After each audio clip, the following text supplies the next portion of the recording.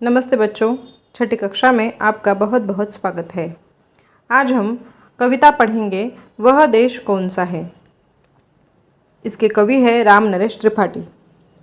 इनका जन्म 4 मार्च 1889 में हुआ था। इनकी मृत्यु 16 जनवरी 1962 में हुई। इनकी रचनाएं हैं मिलन, स्वप्न, पथिक, मानसी आदि कृतियों के अतिरिक्त आपने बाल उपयोगी साहित्य भी लिखा है। इनका परिचय यहाँ पर दिया है। आप राष्ट्रीय सांस्कृतिक काव्यधारा के प्रमुख कवि हैं। प्रस्तुत कविता में भारत की महिमा एवं उसकी सुंदरता को बताया गया है। ठीक है बच्चों, तो अब मैं सबसे पहले कविता पढ़ती हूँ, बाद में इसका अर्थ आपको समझाऊंगी। ठीक है। मनमोहिनी प्रकृति की जो गोद में बसा है, सुख स्वर्ग सा जहाँ है वह देश कौन सा है। जिसके चरण निरंतर रत्नेश धो रहा है, जिसका मुकुट हिमालय वह देश कौन सा है। नदियाँ जहाँ सुधा की धारा बहा रही है, सींचा हुआ सरोना वह देश कौन सा है। जिसके बड़े रसीले फल कंद नाज मेवे सब अंग में सजे हैं वह देश कौन सा है। जिसमें सुगंध वाले सुंदर प्रसून प्यारे दिन रात हंस रहे हैं वह देश कौन सा है। मैदान गिरी वनों में हरियालियाँ लहराती आनंदमय जहाँ है वह देश कौन सा है। जिसके अनंत धन से धरती भरी पड़ी है, संसार का शिरोमणि वह देश कौन सा है। सबसे प्रथम जगत में जो सभ्य था रहेगा जन जन का दुलारा वह देश कौन सा है। नवक्रांति के पुजारी सेवक सपूत जिसके भारत सिवाय दूजा वह देश कौन सा है। तो बच्चों, ये बहुत ही ऐसी सुंदर ऐसी कविता है जो हमारे भारत देश के ऊपर राम नरेश त्रिपाठी जी ने की है। इसमें से उनकी देशभक्ति झलकती है। सच में हमारा भारत देश बहुत ही सुंदर है। उसको कवि की नज़र से देखो तो और भी सुंदर दिखाई देता है। तो बच्चों, हम ये कविता अभी विस्तार से पढ़ते हैं। कवि लिखते हैं, मनमोहिनी प्रकृति की जो गोद में बसा है, स्वर्ग सुख सा जहाँ है वह देश कौन सा है। यहाँ पर वो कह रहे हैं कि देखो, जो मन को मोहित करने वाली प्रकृति है और उसकी गोद में स्वर्ग से भी सुखदायी ऐसा जो जहाँ बसा है वो देश कौन सा है। वो यहाँ पर सवाल कर रहे हैं हमें, और इस सवाल का जवाब हमारे सभी के हृदय में विराजमान है। वो है हमारा भारत देश, जो कि मनमोहिनी प्रकृति से भरा हुआ है। हमारे भारत देश में हिमालय, कश्मीर, कन्याकुमारी ऐसे बहुत से राज्य हैं जिनमें बहुत ही सुंदरता, प्राकृतिक सुंदरता भरी हुई है। अगर मैं गिनाने बैठूं तो मेरे शब्द कम पड़ जाएंगे। ऐसी हमारी जो धरती है, भारत की धरती, वो स्वर्ग से भी सुंदर है। जिसके चरण निरंतर रत्नेश धो रहा है, जिसका मुकुट हिमालय वह देश कौन सा है। तो बच्चों, आपने अगर हमारे भारत का नक्शा देखा होगा तो आपको ये जल्दी समझ में आ जाएगा कि हमारे भारत की मतलब हमारा जो देश है, हमारी जो भारत माता है, उसके चरण निरंतर रत्नेश धो रहा है। यानी कि रत्नेश का मतलब है सागर।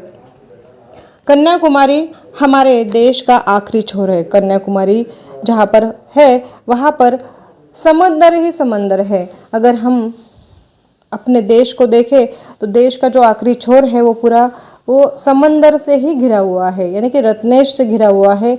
तो ऐसे भारत माँ के चरण रत्नेश धो रहे हैं, यानी कि स्वयं सागर उसके चरण धोने के लिए वहाँ पर खड़ा है। और उसके मुकुट पर हिमालय विराजमान है। उसका मुकुट कैसा है? हिमालय है उसका मुकुट।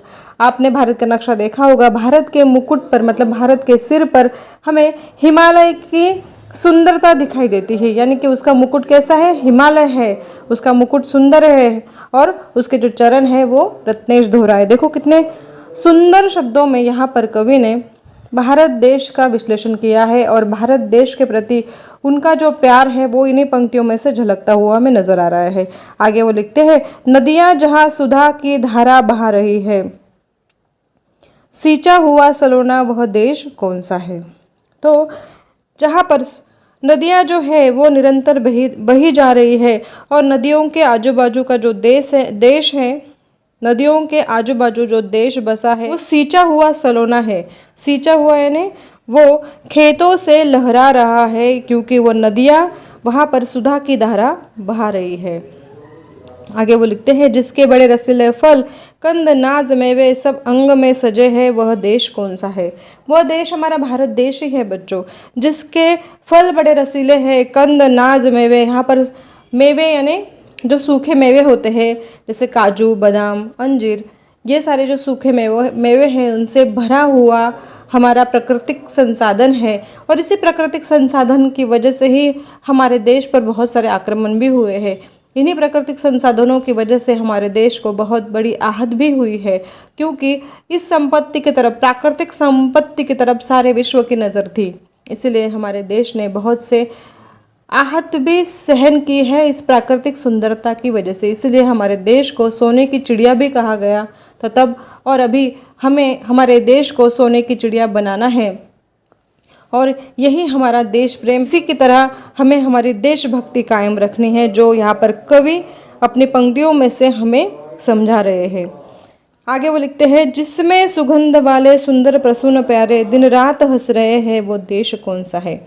तो तरह तरह के प्रसून, यहाँ सुंदर सुगंध वाले, प्रसून यानी फूल, तो ऐसे तरह तरह के जो फूल है जो सुगंध से भरे हुए हैं वो कहाँ खिले हैं, वो हमारे देश में खिले हैं, हमारे देश की धरती पर खिले हैं। और वो दिन रात हंस रहे हैं, हंस रहे यानी वो प्राकृतिक सौंदर्य यहाँ पर दिखा रहे हैं।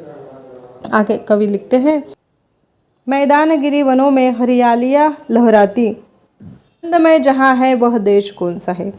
मैदान गिरी वनों में हरियालियाँ लहराती है, हमारे मैदान भी सुंदर है, गिरी यानी पर्वत शिखर भी बड़े सुंदर है, और वनों में हरियालियाँ लहराती है। ऐसा कहा जाता है कि अभी बहुत से पेड़ों की कटाई होने की वजह से जंगल खत्म होते जा रहे हैं, लेकिन ये सब कुछ हमारे हाथ में है कि हम अपने जंगल कैसे बचाएं। ये जो हरियालियाँ लहरा रही है वनों में, जो कवि इन पंक्तियों में कह रहे हैं, वो फिर से जिंदा हो सकता है और फिर से जिंदा हुआ है, क्योंकि बहुत से लोग अथक प्रयत्न कर रहे हैं अपनी धरती को फिर से हरा करने की। और हमारे धरती, भारत देश की धरती पर हरियाली, मानो कि एक प्राकृतिक सुंदरता जो है वो हमेशा बरकरार रहेगी। वन जो है यानी कि जो जंगल है वो हरे भरे हमें दिखाई देने वाले हैं। जहाँ पर आनंदमय का वातावरण है वो देश कौन सा है। हर तरफ यहाँ पर आनंद फैला हुआ है, वह देश कौन सा है, तो वह देश है हमारा भारत देश। जिसके अनंत धन से धरती भरी पड़ी है, संसार का शिरोमणि वह देश कौन सा है। तो संसार का शिरोमणि है हमारा भारत देश।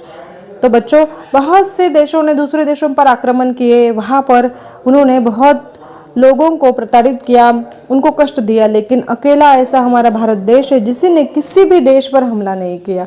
फिर भी आज हमारा देश पूरे विश्व में एक चमकते सितारे की तरह है। हमारे देश की भाषा लोग सीखना चाहते हैं, हमारे देश में लोग आना चाहते हैं, हमारे देश को वो ठीक से समझना चाहते हैं, क्योंकि लोग भी अचरज में हैं कि बहुत सी सारी संस्कृतियाँ यहाँ पर है, बहुत सारी भाषाएँ हैं, बहुत सारे जाति धर्म है, फिर भी ये एकता के साथ कैसे रहता है। ये जो है ये सारा का सारा पाठ हमारे भारत देश ने पूरे विश्व को समझाया है। तो आज ये हमारा भारत देश एक शिरोमणि की तरह है। शिरोमणि यानी शिर यानी सर, और मणि यानी कि चमकता हुआ एक सितारा। तो वो शिरोमणि की तरह चमकता हुआ यहाँ पर हमें दिखाई दे रहा है। तो ऐसा हमारा भारत देश है जो कि बड़ा ही आनंद से, अनंत धन से ये धरती भरी पड़ी है, ऐसा यहाँ पर कवि कह रहे हैं। आगे कवि कहते हैं, सबसे प्रथम जगत में जो सभ्यता रहेगा, जन जन का दुलारा वह देश कौन सा है। तो सबसे प्रथम जगत में वो सभ्यता सही है कि अभी हमें विकास दिखाई देता है, लेकिन हमारे भारत देश का अगर हम इतिहास देखें तो हम पहले से ही विकसित थे। बाहरी आई हुई सभ्यताओं को भी हमने आदर से उनका स्वागत किया, लेकिन उन्होंने हमें कष्ट दिए, फिर भी हमने उनको माफ़ किया। ऐसे सभ्य लोग सिर्फ भारत में ही है, और ऐसी सभ्यता सिर्फ भारत में ही है, और ये सभ्यता पहले भी थी और आगे भी रहेगी, ऐसा कवि यहाँ पर कह रहे हैं। और वो आगे कहते हैं, जन जन का दुलारा वह देश कौन सा है। जन जन का दुलारा, पूरे विश्व का दुलारा है ऐसा देश कौन सा है, तो वो है भारत देश। आगे लिखते हैं, नव क्रांति के पुजारी सेवक सपूत जिसके, भारत सिवाय दूजा वह देश कौन सा है। नव क्रांति के पुजारी, हम हमेशा नई क्रांति चाहते हैं, नया कुछ सीखना चाहते हैं, नया कुछ सीखने की ललक हम में है, और हम नव क्रांति के पुजारी है, सेवक है, सपूत है। नया जो कुछ ज्ञान है वो सीखने के लिए हम हरदम तैयार रहते हैं, और ऐसा जो देश है वो कौन सा है, तो वो है हमारा भारत देश। यहाँ पर वो भारत देश की यहाँ पर वो गुणगान कर रहे हैं, अपनी देशभक्ति यहाँ पर वो प्रस्तुत कर रहे हैं और वो सवाल कर रहे हैं कि वो देश कौन सा है, वह देश कौन सा है, वह देश कौन सा है। वह देश है सिर्फ और सिर्फ भारत देश, जो पूरे विश्व में आज चमकता हुआ सितारा है। तो ऐसे यहाँ पर ये कविता समाप्त होती है बच्चों। आशा करती हूँ आपको समझ में आई होगी। धन्यवाद।